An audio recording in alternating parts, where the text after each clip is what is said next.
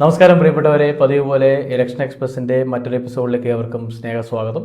കേരളം കാത്തിരിക്കുന്ന നിയമസഭാ ഇലക്ഷൻ, അതുമായി ബന്ധപ്പെട്ടുള്ള അവലോകനങ്ങളാണ് ഇലക്ഷൻ എക്സ്പ്രസ് എന്ന ഈ പരിപാടിയിലൂടെ നിങ്ങൾക്ക് മുമ്പിൽ ഞങ്ങൾ എത്തിക്കുന്നത്. പ്രിയപ്പെട്ട ജോയലും നമ്മളൊപ്പം ഒത്തുചേരുകയാണ്. ഇന്നും പതിവ് പോലെ 4 നിയമസഭാ മണ്ഡലങ്ങളെക്കുറിച്ചുള്ള അവലോകനമാണ് ഞങ്ങൾ നടത്തുന്നത്. തുടക്കം നമുക്ക് മലബാറിൽ നിന്നാകാം, അല്ലേ? അതെ. കല്യാശ്ശേരി മണ്ഡലം, കല്യാശ്ശേരി യുവ നേതാവായ വിജിൻ്റെ മണ്ഡലമാണിപ്പോൾ. എന്താണ് അതിനെക്കുറിച്ച് പറയാനുള്ളത്?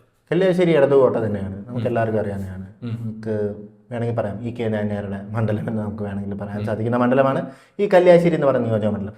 ഈ കല്യാശ്ശേരി മണ്ഡലത്തിൻ്റെ ചരിത്രം എടുത്തു നോക്കിയാൽ തന്നെ നമുക്ക് പറയാൻ സാധിക്കുന്ന കാര്യം അത് ശക്തമായ ഒരു ഇടതുകോട്ടയാണ് എന്ന് നമുക്ക് പറയാൻ സാധിക്കും. എന്താ പറയുക, ഇപ്പം കഴിഞ്ഞ ലോക്സഭാ തെരഞ്ഞെടുപ്പിൽ പോലും പല മണ്ഡലങ്ങളിലും UDF അനുകൂലമായ ഒരു ലീഡ് അല്ലെങ്കിൽ ഒരു തരംഗം വന്നപ്പം പോലും അപ്പോൾ പോലും LDF 10-20,000 വോട്ടിൻ്റെ ഭൂരിപക്ഷം കൊടുത്തൊരു നിയോജക മണ്ഡലമാണ് ഈ കല്യാശ്ശേരി നിയോജക മണ്ഡലം എന്ന് പറയുന്നത്. അപ്പം അത്രത്തോളം ഇടതിൻ്റെ ബേസ് സ്ട്രോങ് ആണ് എന്ന് നമുക്ക് പറയാൻ സാധിക്കും. പാർട്ടിയോട് അടിയുറച്ച് നിൽക്കുന്ന ആളുകളാണ് ഈ കല്യാശ്ശേരി മണ്ഡലത്തിലുള്ളത്. ഈ മണ്ഡലത്തിൽ ഒരു യുവ MLA ആണ് ഇപ്പോൾ മത്സരിക്കുന്നത്, അല്ലെങ്കിൽ കഴിഞ്ഞ തവണ വിജയിച്ചത്, ഇനിയിപ്പോൾ മത്സരിക്കാൻ പോകുന്നത് എന്നതും ഈ മണ്ഡലത്തിൽ LDF ഒരു അഡ്വാൻറ്റേജ് തന്നെയാണ്. ആരെ നിർത്തിയാലും വിജയിക്കുന്ന ഒരു മണ്ഡലമാണ് ഈ കല്യാശ്ശേരി എന്ന് പറയുന്നത്. അത്രത്തോളം വലിയ ഇടതിൻ്റെ കോട്ടയാണ്, അത്രത്തോളം ഇടതിന് സ്വാധീനമുള്ള മണ്ഡലമാണ്. കഴിഞ്ഞ പഞ്ചായത്ത് തെരഞ്ഞെടുപ്പ് നോക്കിക്കഴിഞ്ഞാൽ പോലും ഇടതിൻ്റെ സ്വാധീനം എത്രത്തോളം ഉണ്ടെന്ന് നമുക്ക് പറയാൻ സാധിക്കും. ഒരു തരംഗത്തിൽ പോലും ഒരിക്കലും ഒലിച്ചു പോകാത്ത ഒരു നിയോജക മണ്ഡലമാണ് ഈ കല്യാശ്ശേരി എന്ന് പറയുന്നത്. ഇപ്പോഴത്തെ MLA വിജിൻ്റെ പെർഫോമൻസ് ആയാലും വളരെയധികം തിരക്കേടില്ലാത്തൊരു പെർഫോമൻസ് ആണ് എന്ന് നമുക്ക് പറയാൻ സാധിക്കും. നമുക്ക് അവിടെ നോക്കേണ്ടത് കല്യാശ്ശേരിയിലെ ഭൂരിപക്ഷം മാത്രമാണ്. കല്യാശ്ശേരിയിലെ LDF എന്തുമാത്രം ഭൂരിപക്ഷം കിട്ടും എന്നത് മാത്രമാണ് അവിടുത്തെ അവിടെ നമ്മൾ ചിന്തിക്കേണ്ട ഒരു കാര്യം എന്ന് പറഞ്ഞു കഴിഞ്ഞാൽ. മാത്രമല്ല, ഒരു ഇടത് തരംഗമുണ്ടായാൽ പോലും, ഇടതിന് വിപരീതമായ ഒരു തരംഗമുണ്ടായാൽ പോലും, ഭരണവിരുദ്ധ വികാരമുണ്ടായാൽ പോലും ഒരിക്കലും LDF ഒരു തരത്തിലും ബാധിക്കാത്ത ഒരു നിയോജക മണ്ഡലം തന്നെയായിരിക്കും ഈ കല്യാശ്ശേരി എന്ന് പറയുന്നത്. തീർച്ചയായിട്ടും.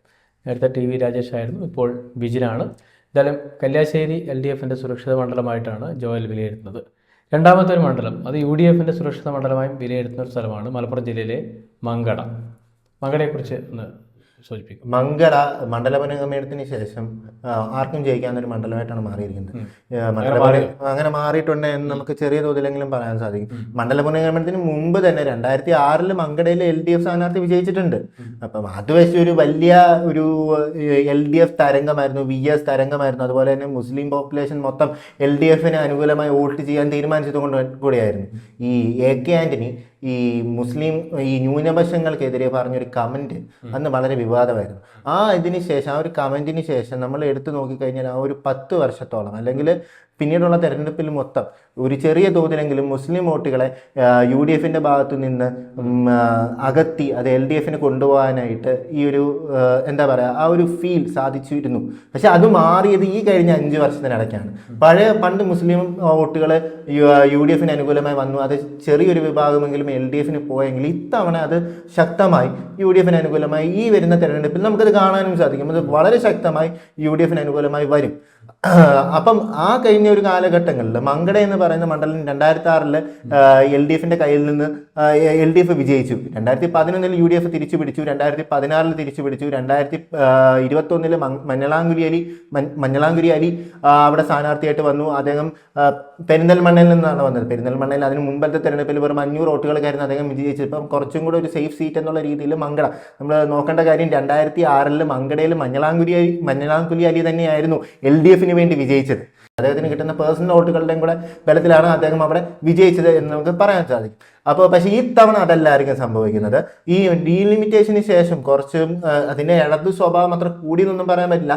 എങ്കിലും പഴയ സ്ഥിതി എന്തോ അത് തന്നെ ഇപ്പോഴും നിലനിന്ന് പോകുന്ന, അതായത് LDF ഒരു തരംഗമൊക്കെ ഉണ്ടാവുകയാണെങ്കിൽ വിജയിക്കാൻ സാധിക്കുന്ന ഒരു ന്യൂട്രൽ മണ്ഡലമായി മങ്കട മാറി എന്ന് പറയുമ്പോഴും ഇത്തവണത്തെ UDF തരംഗവും മഞ്ഞളാംകുരി അലി തന്നെയാണ് മത്സരിക്കുന്നതെങ്കിൽ അദ്ദേഹത്തിനുണ്ടാകുന്ന ഒരു വ്യക്തിപ്രഭാവവും എല്ലാം കൂടി കണക്കാക്കുമ്പോൾ ഇത്തവണ അദ്ദേഹം തന്നെ വിജയിക്കാനും UDF അധികാരത്തിൽ വന്നു കഴിഞ്ഞാൽ അദ്ദേഹം ഒരു മന്ത്രിയാവാനുമുള്ള സാധ്യതയുണ്ട് എന്ന് നമുക്ക് 100% പറയാൻ സാധിക്കും. ഇപ്പോൾ മലപ്പുറം ജില്ലയിലെ മങ്കടയെക്കുറിച്ചാണ്. മങ്കട പറഞ്ഞ പോലെ അല്പം ബുദ്ധിമുട്ടാണെങ്കിലും UDF സുരക്ഷിതമായി തോന്നാവുന്നൊരു മണ്ഡലം തന്നെയാണ് മങ്കട എന്നാണ് ജോയൽ പറയുന്നത്, അല്ലേ? അടുത്ത മണ്ഡലം തൃക്കാക്കര നമുക്കറിയാം. PT തോമസിൻ്റെ മരണശേഷം തോമസ് അവിടെ മത്സരിക്കുകയും വിജയിക്കുകയൊക്കെ ചെയ്തു. വളരെ കൊച്ചിയിലെ ഏറ്റവും വ്യാവസായിക നഗരം, IT ഹബ്ബ് എന്നറിയപ്പെടുന്ന ഒരു സ്ഥലം കൂടിയാണ് തൃക്കാക്കര. ഏറ്റവും അധികം ടാക്സ് പേ ചെയ്യുന്ന ഒരു മണ്ഡലം. അപ്പോൾ അതിനെക്കുറിച്ചൊന്ന് പറയും.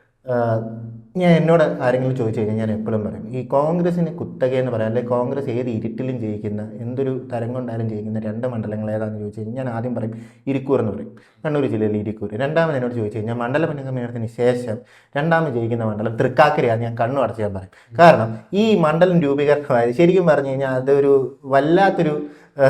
വല്ലാതെ നമുക്ക് വേണമെങ്കിൽ തമാശയെന്ന് നമുക്ക് പറയാൻ സാധിക്കുന്ന രീതിയിലാണ് ഈ മണ്ഡലം രൂപീകരണമായിട്ടുള്ളത്. അതായത് ഈ തൃപ്പൂണിത്തറ മണ്ഡലത്തിന് കൂടുതൽ ഇടതു സ്വഭാവം വന്നിരുന്നു. അപ്പം ഈ കെ ബാബു ശരിക്കും പറഞ്ഞു കഴിഞ്ഞാൽ തൃക്കാക്കരയിൽ മത്സരിക്കാൻ ആഗ്രഹിച്ച് തൃക്കാക്കര നിയോജക മണ്ഡലം കെ ബാബു ആ രീതിയിൽ കെ ബാബു എങ്ങനെ വന്നു കഴിഞ്ഞാലും UDF വിജയിക്കണം എന്ന രീതിയിൽ കെ ബാബു രൂപകൽപ്പന ചെയ്ത ഒരു മണ്ഡലമാണ് ഇന്നത്തെ തൃക്കാക്കര. 2011 രൂപീകരണമായ തൃക്കാക്കര നിയോജക മണ്ഡലം എന്ന് പറയുന്നത്. പിന്നെ ആദ്യം അവിടെ ബെന്നി ബെഹനാൻ ജയിച്ചു. ഒരു സീറ്റിന്റെ നെഗോസിയേഷൻസ് ഒക്കെ വന്നു കഴിഞ്ഞപ്പോൾ ബാബു തൃപ്പൂണിത്തറയുടെ MLA അല്ലേ, തിരിച്ച് തൃപ്പൂണിത്തറ തന്നെ പൊക്കോളൂ എന്ന് ഉമ്മൻചാണ്ടി പറഞ്ഞു കഴിഞ്ഞപ്പോൾ തൃപ്പൂണിത്തറ തന്നെ പിന്നെ അദ്ദേഹത്തിന് മത്സരിക്കേണ്ടി വരുന്നതും അദ്ദേഹത്തിന്റെ ഉറ്റ അന്യായ വേറൊരാൾ ബെന്നി ബെഹനാൻ തൃക്കാക്കരയിൽ കൊണ്ടുവന്നതും അതെല്ലാം അതാണ് സൂചിപ്പിക്കുന്നത്. ഇപ്പം നമ്മളൊരു കാര്യം മനസ്സിലാക്കുക, ഈ 2011 ബെന്നി ബെഹനാൻ 22,000 വോട്ടുകൾക്ക് വിജയിച്ച ആ മണ്ഡലം പിന്നീട് കഴിഞ്ഞ 2016 LDF തെരഞ്ഞെടുപ്പിലും 2011 LDF തെരഞ്ഞെടുപ്പിലും അപ്പോഴും 15,000 വോട്ടുകൾക്ക് മുകളിലുള്ള ഭൂരിപക്ഷം 2 തവണയും PT തോമസ് എന്ന വ്യക്തി അവിടെ നേടുകയുണ്ടായി. അദ്ദേഹം നല്ലതായിട്ട് മണ്ഡലം നോക്കുകയും ചെയ്തു. പിന്നെ അതിനുശേഷം നടന്ന ഉപതെരഞ്ഞെടുപ്പിൽ ഈ മണ്ഡലത്തിന്റെ ശരിയായുള്ള സ്വഭാവം പിന്നെയും കാണിക്കുകയും ഈ മണ്ഡലം എന്ത് സഹതാപതരം എന്ന് പറഞ്ഞു കഴിഞ്ഞാൽ അത് ശരിക്കും UDF വേണ്ടി രൂപകൽപ്പന ചെയ്യപ്പെട്ട ഒരു മണ്ഡലമായതുകൊണ്ട് തന്നെ അതൊരു കോട്ടയായതുകൊണ്ട് തന്നെ 25,000 വോട്ടിന് മുകളിൽ ഒരു ഭൂരിപക്ഷത്തിൽ ഉമാ തോമസ് അവിടെ വിജയിക്കുകയും ചെയ്തു. ഇപ്പം ശക്തമായി നമുക്ക് പറയാൻ സാധിക്കുന്ന ഒരു എന്താ പറയുക, ഒരു ഏത് കൊടുങ്കാറ്റിലും ഉലയാത്ത ഒരു UDF മണ്ഡലമാണ്, അല്ലെങ്കിൽ കോൺഗ്രസ് മണ്ഡലമാണ് തൃക്കാക്കര എന്ന് നമുക്ക് പറയാൻ സാധിക്കുന്ന ഒരു നിയോജക മണ്ഡലമാണ്. പക്ഷേ ഉമാ തോമസ് തന്നെ ആയിരിക്കും അത് നമുക്ക് അറിയില്ല.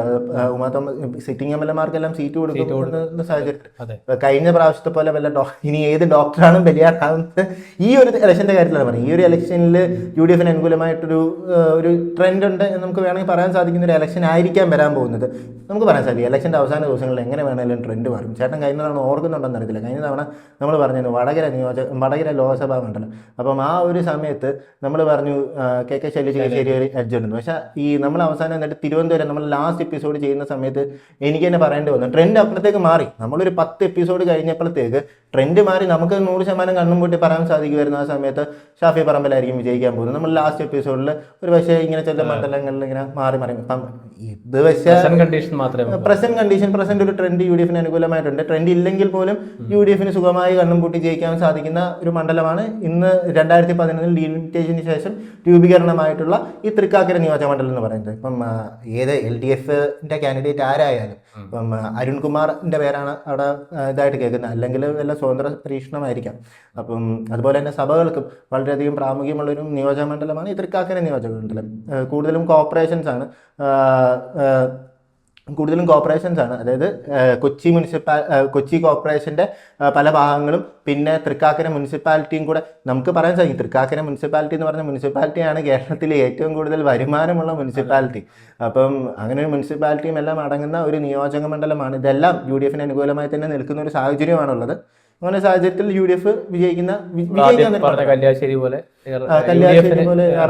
UDF-ന് എറണാകുളത്തെ ഏറ്റവും സുരക്ഷിതമായ മണ്ഡലങ്ങളിൽ നിന്നാണ്. അടുത്ത മണ്ഡലം തിരുവനന്തപുരം ജില്ലയിലെ വട്ടിയൂർക്കാവ് പ്രശാന്തിന്റെ മണ്ഡലമാണ്. അതിനെപ്പറ്റി ഒന്ന് പറയും. വളരെ ടഫായിട്ടൊരു മണ്ഡലമായിരിക്കും ഈ വട്ടിയൂർക്കാവ് എന്ന് പറയുന്നത്. മേയർ പ്രഭാവമൊക്കെ കുറഞ്ഞോ അതോ? ഇല്ല, അങ്ങനെ പറയാൻ സാധിക്കില്ല. VK പ്രശാന്ത് നന്നായിട്ട് ആ മണ്ഡലത്തിൽ നല്ല രീതിയിൽ പണിയെടുത്തിട്ടുണ്ട്. മണ്ഡലത്തിലെ പലരുമായിട്ടും വ്യക്തിപരമായ ആദ്യം ഒരു മേയർ ബ്രോ ഇമേജിലാണ് അദ്ദേഹം വിജയിച്ച് കയറിയതെങ്കിലും അത് LDF-ന്റെ ഒരു വളരെ ശക്തമായൊരു തീരുമാനമായിരുന്നു. കാരണം ഈ മണ്ഡലം പൊതുവെ നായർ സ്ഥാനാർത്ഥികൾ മാത്രമേ വിജയിക്കത്തുള്ളൂ എന്ന് പറഞ്ഞൊരു മണ്ഡലത്തിൽ ഈ 2016 കെ മുരളീധരൻ ജയിച്ചു. ത്രികോണ മത്സരത്തിൽ വളരെ ശക്തമായ ഒരു മത്സരം നടന്ന സമയത്ത് 3,000-4,000 വോട്ടുകൾക്കാണ് കുമ്മനം രാജശേഖരനെ പരാജയപ്പെടുത്തി കെ മുരളീധരൻ ആ മണ്ഡലത്തിൽ വിജയിക്കും. കുമ്മനം രാജശേഖരനാണെങ്കിൽ പണ്ട് 1980 കാലഘട്ടത്തിൽ അന്നോടെ മത്സരിച്ച അന്ന് തിരുവനന്തപുരം നോർത്ത് ആയിരുന്ന മണ്ഡലത്തിൽ അന്നേ അദ്ദേഹം 2ാം സ്ഥാനം നേടിയിട്ടൊക്കെയുള്ള വളരെ ശക്തനായ ഒരു കാൻഡിഡേറ്റ് ഉണ്ട്. അന്ന് LDF 3ാം സ്ഥാനത്ത് പോയി. സീമയായിരുന്നു മത്സരിച്ച അന്ന് LDF 3ാം സ്ഥാനത്ത് പോയ ആ ഒരു സ്ഥലത്തു നിന്നാണ് 2019 ഉപതെരഞ്ഞെടുപ്പിൽ VK പ്രശാന്ത്, അന്ന് ജാതിയോ മതമോ ഒന്നും ചിന്തിക്കാതെ അന്ന് NSS വളരെ ശക്തമായി മോഹൻകുമാർ ആയിരുന്നു VK പ്രശാന്തിന് ഓപ്പോസിറ്റ് ആയിട്ടുള്ള കാൻഡിഡേറ്റ്. അന്ന് NSS ശക്തമായി മോഹൻകുമാറിനെ സപ്പോർട്ട് ചെയ്തു. എന്നിട്ട് പോലും LDF എടുത്ത വളരെ ശക്തമായ ഒരു തീരുമാനമായിരുന്നു വ്യക്തിപ്രഭാവത്തിൽ മാത്രം വിശ്വസിക്കുക എന്നത്. അന്നത്തെ മേയർ ബ്രോ ഇമേജ്, പ്രളയത്തിന്റെ സമയത്ത് ഏറ്റവും കൂടുതൽ സഹായം ചെയ്തൊരു MLA, അങ്ങനെ ഒരു മേയർ ബ്രോ ഇമേജിൽ VK പ്രശാന്ത് വന്നു, അവിടുത്തെ ജനങ്ങളുമായി നല്ലൊരു ബന്ധമുണ്ടാക്കി അവിടുത്തെ ജനങ്ങളെ പലരെയും പോക്കറ്റിലാക്കാൻ സാധിച്ചു. പക്ഷേ ഈ നിയോജകമണ്ഡലത്തിൽ മുരളീധരൻ തന്നെ വീണ്ടും മത്സരിക്കുകയാണെങ്കിൽ ഈ മണ്ഡലം ശക്തമായി ടൈറ്റ് ആവും. ഒന്നാമത്തെ കാര്യം. പിന്നെ ഈ മണ്ഡലത്തിൽ വേറൊരു കാര്യം എന്ന് വെച്ചാൽ വട്ടിയൂർക്കാവിലായിരിക്കും BJP കാൻഡിഡേറ്റ്. ഈ 3 മുന്നണികൾക്കും മുരളീധരൻ വരികയാണെങ്കിൽ ഈ 3 മുന്നണികൾക്കും ഈക്വൽ ചാൻസ് ഉള്ള നിയോജക മണ്ഡലമാണ് ഈ വട്ടിയൂർക്കാവ് നിയോജക മണ്ഡലം എന്ന് നമുക്ക് 100% പറയാൻ സാധിക്കും. ഈ മുരളീധരനാണ് വരുന്നതെങ്കിൽ മുരളീധരനും അവിടെ നല്ല പേഴ്സണൽ വോട്ടുകളുണ്ട്. പിന്നെ സാമുദായിക സമവാക്യങ്ങളും മുരളീധരന് അനുകൂലമാണ്. പിന്നെ മുരളീധരനായ മണ്ഡലത്തെ 2 തവണ പ്രതിനിധീകരിച്ചതാണ്. മണ്ഡലം പെട്ടെന്ന് ഒഴിഞ്ഞു പോയതിൻ്റെയൊക്കെ ദേഷ്യം ഇപ്പോഴും അവിടുത്തെ ജനങ്ങൾ കണക്കാക്കുന്നൊന്നും അറിയില്ല. പക്ഷേ മുരളീധരൻ അവിടെ ഭയങ്കരമായ ഹോംവർക്ക് നടത്തിയിട്ടുണ്ട്. തിരുവനന്തപുരം കോർപ്പറേഷൻ്റെ ചാർജ് ഇത്തവണ മുരളീധരനായിരുന്നു UDF കൊടുത്തിരുന്നത്. മുരളീധരൻ ശരിക്കും പറഞ്ഞു കഴിഞ്ഞാൽ വട്ടിയൂർക്കാവിലാണ് നല്ല രീതിയിൽ പ്രവർത്തിച്ചതെന്ന് നമുക്ക് വേണമെങ്കിൽ പറയാൻ സാധിക്കും. അതിൻ്റെ ബലവും അവിടെ ഉണ്ടായിട്ടുണ്ട്. അപ്പം നമ്മൾ നോക്കേണ്ടത് LDF, UDF, BJPയുടെ കാൻഡിഡേറ്റ് ആരായിരിക്കും എന്ന്. BJPയുടെ കാൻഡിഡേറ്റിൻ്റെ പേര് ശ്രീലേഖയുടെ ഒക്കെ പേരാണ്. ശ്രീലേഖ IPSൻ്റെ ഒക്കെ പേരാണ് നമ്മൾ ആദ്യം കേൾക്കുന്നത്. പക്ഷേ അത് പുള്ളിക്കാരിക്കും മാഡത്തിന് മത്സരിക്കാൻ താല്പര്യമില്ല എന്ന് നമ്മൾ പറഞ്ഞു കേൾക്കുന്നുണ്ട്. അല്ലെങ്കിൽ കൃഷ്ണകുമാർ ജി ആയിരിക്കും, സീരിയൽ ആക്ടറും സിനിമ നടനൊക്കെ ആയിട്ടുള്ള അദ്ദേഹത്തിൻ്റെ നിയോജക മണ്ഡലം. അദ്ദേഹം കഴിഞ്ഞ തവണ തിരുവനന്തപുരത്ത് മത്സരിച്ചു എന്ന് പറയുമ്പോഴും അദ്ദേഹത്തിൻ്റെ വ്യവസായശാലകളും പിന്നെ അദ്ദേഹത്തിന് പേഴ്സണൽ ബന്ധങ്ങളുള്ളതും പിന്നെ അദ്ദേഹത്തിൻ്റെ കമ്മ്യൂണിറ്റിയും അതെല്ലാം വെച്ചിട്ട് കൃഷ്ണകുമാറിനും ഒരു ചാൻസ് ഉള്ളൊരു നിയോജക മണ്ഡലം തന്നെയാണ് ഈ വട്ടിയൂർക്കാവ് എന്ന് പറയുന്ന നിയോജക മണ്ഡലം. പക്ഷേ ഇവിടെ ഞാൻ പ്രധാനമായും ശ്രദ്ധിക്കുന്ന പോയിന്റ് എന്ന് വെച്ച് കഴിഞ്ഞാൽ LDFനെതിരെ ഒരു ഭരണവിരുദ്ധ വികാരം ഉണ്ട് എന്ന് നമുക്കിപ്പോൾ വിശ്വസിക്കേണ്ട ഒരു സാഹചര്യമാണ്. അപ്പോൾ ഈ LDFനെതിരെ ഒരു ഭരണവിരുദ്ധ വികാരം ഉള്ളുകയും ഈ പ്രശാന്തിന് അനുകൂലമായ ഒരു വോട്ടുണ്ടാകുകയും ചെയ്യും. അപ്പോൾ അതേപോലെ തന്നെ മുരളീധരനും ഒരു വോട്ടുണ്ട്, UDFന് അനുകൂലമായ ഒരു സാഹചര്യമുണ്ട്, BJPക്കും ഒരു പോസിറ്റീവ്, അതായത് തിരുവനന്തപുരം കോർപ്പറേഷനൊക്കെ ഇപ്പോൾ നേടിയിട്ടിരിക്കുന്ന ഒരു അവസ്ഥയാണ്. ഈ ഭരണവിരുദ്ധ വികാരം സ്പ്ലിറ്റ് ആകുമോ എന്നൊരു പ്രശ്നമാണ്. അങ്ങനെ സ്പ്ലിറ്റ് ആയി കഴിഞ്ഞാൽ മുരളീധരനും അതേപോലെ തന്നെ കൃഷ്ണകുമാറാണ് മത്സരിക്കുക BJP കാൻഡിഡേറ്റിനും അത് സ്പ്ലിറ്റ് ആവുകയാണെങ്കിൽ VK പ്രശാന്ത് വിജയിക്കാനും ചാൻസ് ഉണ്ട്. അല്ലെങ്കിൽ ഒരു UDF ട്രെൻഡിൻ്റെ ബേസിൽ വോട്ടുകളെല്ലാം ഒരു വേവിൻ്റെ ബലത്തിൽ അല്ലെങ്കിൽ മുരളീധരൻ എന്ന സ്ഥാനാർത്ഥിയുടെ വ്യക്തിപ്രഭാവത്തിൻ്റെയും കൂടെ ബലത്തിൽ അങ്ങനെ ഒരു UDF ട്രെൻഡും കൂടെ ഉണ്ടാവുകയാണെങ്കിൽ UDF വിജയിക്കും. അതേപോലെ തന്നെ വട്ടിയൂർക്കാവിൽ കഴിഞ്ഞ ഈ ത്രിതല പഞ്ചായത്ത് ലോക്കൽ ബോഡി ഇലക്ഷൻ്റെ വോട്ടുകളുടെ കണക്കെടുത്ത് നോക്കുകയാണെങ്കിൽ 1ാം സ്ഥാനത്ത് നിൽക്കുന്നത് BJP ആണ്. ഇപ്പോൾ ഈ കഴിഞ്ഞ SARൽ പോലും ഈ കുറേ വോട്ടുകൾ വെട്ടിമാറ്റപ്പെട്ടിട്ടുണ്ട്. ഇപ്പം കൂടുതലും പറഞ്ഞ് BJPക്ക് അനുകൂലമായി നിൽക്കുന്ന വോട്ടുകളെല്ലാം അവർക്ക് ചേർക്കാൻ സാധിക്കുകയും BJPക്ക് അനുകൂലമല്ല എന്ന് തോന്നുന്ന വോട്ടുകളെല്ലാം അവിടെ ഒഴിവാക്കാൻ സാധിക്കുകയൊക്കെ ചെയ്തെന്ന് നമുക്ക് വേണമെങ്കിൽ പറയാം. ഈ നമ്മൾ പിന്നെ ഈ വട്ടിയൂർക്കാവ് നിയോജകമണ്ഡലത്തിലായാലും ശരി, നേമത്തിനായാലും ശരി, തിരുവനന്തപുരത്തിനായാലും ശരി, നമുക്ക് സ്പെസിഫിക് ആയിട്ട് പറയേണ്ട ഒരു കാര്യം എന്ന് പറഞ്ഞു കഴിഞ്ഞാൽ ഈ തിരുവനന്തപുരത്തിൻ്റെ ഈ നിയോജകമണ്ഡലത്തിലുള്ള ഈ വട്ടിയൂർക്കാവ് ഈ പ്രദേശങ്ങളിലൊന്നും പ്രോപ്പർ തിരുവനന്തപുരംകാരല്ല. അവർ ഈ ഗവൺമെന്റ് ജോലിയുടെ ഒക്കെ ഭാഗമായിട്ട് ഇവിടെ വരികയും വന്ന് അവിടെ തന്നെ പിന്നെ സെറ്റിൽ ആവുകയും കുട്ടികളുടെ പഠിത്തവും അങ്ങനെയൊക്കെ ചെയ്തൊരു പ്രദേശമാണ് ഇതെന്ന് പറയുന്നത്. സോ ഒരു നഗര സ്വഭാവത്തിൻ്റെ അല്ലെങ്കിൽ കേരളത്തിൻ്റെ മൊത്തം ഒരു പ്രതിച്ഛായ വരുന്ന ഒരു നിയോജക മണ്ഡലമാണ് ഈ വട്ടിയൂർക്കാവ്. അതുകൊണ്ട് തന്നെ ആർക്കും പറയാൻ സാധിക്കത്തില്ല. 3 മുന്നണികൾക്കും വളരെ ടൈറ്റാണ്. BJP വിജയിക്കാനും ചാൻസ് ഉണ്ട്, LDF വിജയിക്കാനും ചാൻസ് ഉണ്ട്, UDF വിജയിക്കാനും ചാൻസ് ഉണ്ട്. ഒരു പ്രവചനം പറയാൻ പറ്റാത്തൊരു മണ്ഡലമായി വട്ടിയൂർക്കാവ് മാറുകയാണ് ഇത്തവണ. എന്തായാലും 4 മണ്ഡലങ്ങളെക്കുറിച്ചാണ് ഇന്ന് നമ്മൾ സംസാരിച്ചത്. അടുത്ത ദിവസം മറ്റൊരു 4 മണ്ഡലങ്ങളെക്കുറിച്ച് ഞങ്ങൾ സംസാരിക്കുന്നതായിരിക്കും. നിങ്ങളുടെ അഭിപ്രായങ്ങൾക്ക് നന്ദിയുണ്ട്. അഭിപ്രായങ്ങൾ തുടരുക എന്നുകൂടി ഓർമ്മിപ്പിക്കുകയാണ്. നന്ദി.